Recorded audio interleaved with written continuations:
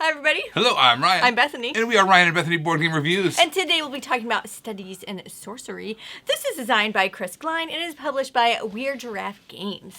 If you have been through college, you are well aware of the 100 level classes, the 200 level classes, and then you get to the dreaded 3 and eventually 400 level classes. Oh my gosh. Well, guess what? You need to do all over again in studies in sorcery.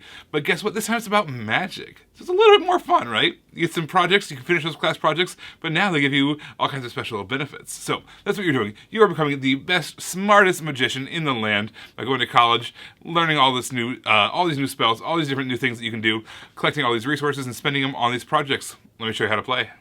Alright, here's our setup for Studies in Sorcery. Basically, we have 3 different levels of school we need to get through, the level 100, 200, and 300 level classes. We also have 4 phases of each round, and we're going to have to go through 4 years of schooling right over there. So each round, you're basically going to have kind of a weighted amount of classes based off of how long the years have been going on. So at the beginning here, we have 4 of the level 100 classes and 2 of the level 200 classes. And then as the game goes on, we're going to have more of the 200s and eventually more of the 300 level classes to choose from.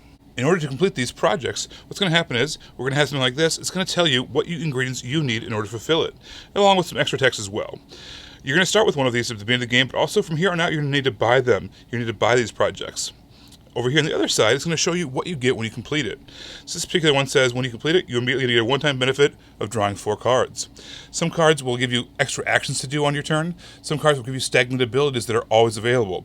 Once you complete these, you turn them over, and on the back side, it shows you exactly that you've done it, or if you have some extra abilities that are going to keep on going throughout the game. We also have a handy-dandy little player aid here. It's basically going to show us all the different phases of your turn. So there's 4 different actions you can take: dig, buy, cram, and you can do any actions that you might have earned by way of doing those projects. After that, you're going to get a chance to commit some extra cards to your projects, complete projects, and then you're going to have some end-of-round cleanup steps to do. Since we are studying here, we also have these thesis cards. Basically, these are end-of-game points. You're going to be given these cards at the beginning of the turn. You'll be dealt 2 of them. It's going to tell you some kind of objective. Like this one says, complete 3 of the 300 level projects in order to complete this particular objective.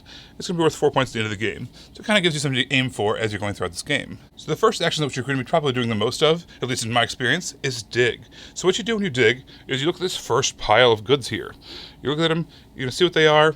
It's not really what I need. So what you're going to do is you're going to put them back, but you're also going to add 1 extra card to that pile. You go to the next card. Oh, you know what? That's exactly what I need. So we're going to take these cards, and we're going to replace it with 1. So that way the stacks are always growing and repopulating themselves. Another action you can do is buy things. So at the start of the game, you're going to get a research grant, which is worth $5 here. But also, you can sell any goods that you've gained. They also have that same dollar amount on the bottom corner here. You can use any of them to buy anything on the board here. So the 6 active classes here in the middle, those projects, those you can buy. But you can also buy these 2 things over here. They're always available, candles and vials. So let's spend that $5. Let's buy a vial. Let's buy a candle. And let's buy another project. Another action you can do on your turn is called cramming. Basically, at the end of every round, you're going to be able to, for free, add 2 ingredients to your projects. However, if you want to do more than that, you can spend this cram action to add additional ingredients to your projects. So for instance, you've got this on here, you've got 2 mushrooms in your hand, you really want to complete it, you can spend that cram action to add 2 more on there, so that way you're going to be able to finish it by the end of the round. Alright, so we've got the dig action down here, we've got the buy action where you're going to be able to buy those things over here, you've got the cram action where you can add in extra cards to your projects. The last thing you can do is basically, if any of your projects that you've completed give you some kind of an action, you can do those actions as well in your turn. But remember, you can only do 1 action per turn. Some actions also on the cards are going to be limited to what phase of the moon it is. So maybe some actions say you can only do them during a new moon or a full moon or whatever the case is. That's really all there is to the game. You're trying to complete as many of those projects as possible. As the game goes on, you're going to move the round tracker up on the moon. You're also going to move the year tracker up once you've done a full phase of the moon. So you're going to do 4 full moon cycles, which amounts to 16 turns. At the end of all that, you're going to count up all of your points from all of your actions. You're going to see who has the most points. Whoever has the most points wins the game. There's also a mini expansion called the Staff of the Sorcerer. Basically, there are all these staff cards, which are kind of unique abilities that you're going to be able to get. You can only use them once per moon phase, but man, those are some powerful abilities that are going to help you out as you do your studies in sorcery.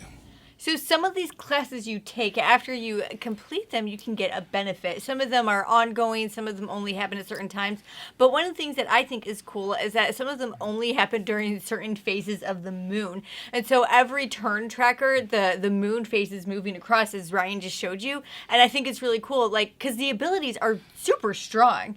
And it'd be completely terrible if you're able to do that, or if your opponent was able to do that every single time that you played. And so I just thought it was really cool that you have this super cool ability, but you can only use it every once in a while under a certain moon phase in the game. As you're digging for these different ingredients, some of the things that you find have these pluses and minuses on them. Those are these demerits and these credits. I love how those interact with the different ingredients. So maybe you are using things that are that have pluses on them, those credits. Then when you complete those different projects, you're going to get additional points on top. Or if you use something that had demerits on them, they're going to be worth less points. And so some of the thresholds, will change based off that. Like I had a card one time that said, like, you complete your thesis if you have a card worth over 7 points, including demerits and credits. So you had to like wash it, like, oh, here's a 7 credit, project, but it's got 2 demerits on it. So you have to watch out for that and kind of weigh and measure, is it worth it right now? Is it worth it to take a negative? Yeah, because the ability might be worth it. Exactly. Or is it, maybe you can strategize, just only take the cards that are worth credits and try to boost up your points, but you're going to have to dig a little bit harder at that point. So I like how that kind of balances things out. You also start the game with these thesis cards. So it's basically like the main thing that you're trying to achieve while you're at school. Basically, it just gives you a direction to go in the game. So I really like when a game starts you off like that, especially if you're not super familiar with it or if you're not familiar with how the scoring works. So just have a direction to go, I think, is really nice. So I really like the thesis cards and how it kind of gives you kind of like, not kind of, it actually gives you a direction to go in the game.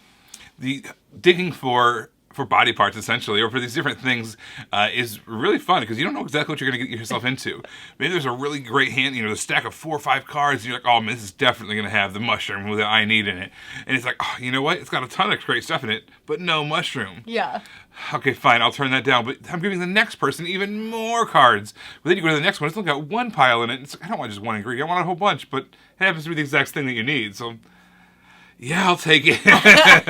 So the way that it kind of repopulates itself and the way the information is revealed, not to everyone all at once, but to just the people who take the time to take that action, I think is a really clever way of dishing that out. Yeah. We played another game called Canopy that does something similar, and I really enjoyed that kind of mechanism. Or you can like put a card in every pile just to get one of those extra things, like the candle. And yeah, if you don't have the money to spend on a candle or a vial or whatever, yeah, you can do it that way too. But now there's more cards out there for everybody else. Is that worth it? Maybe. We'll see. Probably not. But there's also a mini expansion that comes with it, and it's really fun. It just does more for the game. Exactly. You just get more extra special abilities. Yeah. Which just customizes things even more.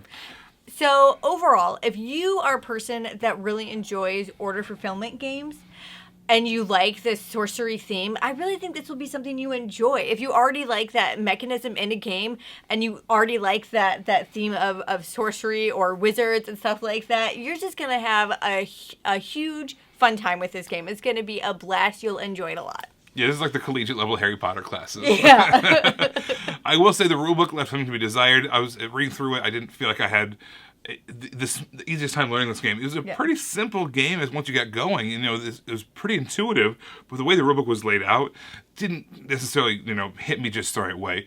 So keep an eye out for that. I think if you can get through that, I think there's a great order fulfillment game. Like Bethany mentioned, it's got a fun theme. It's got kind of a little bit of darkness to it if you're into that.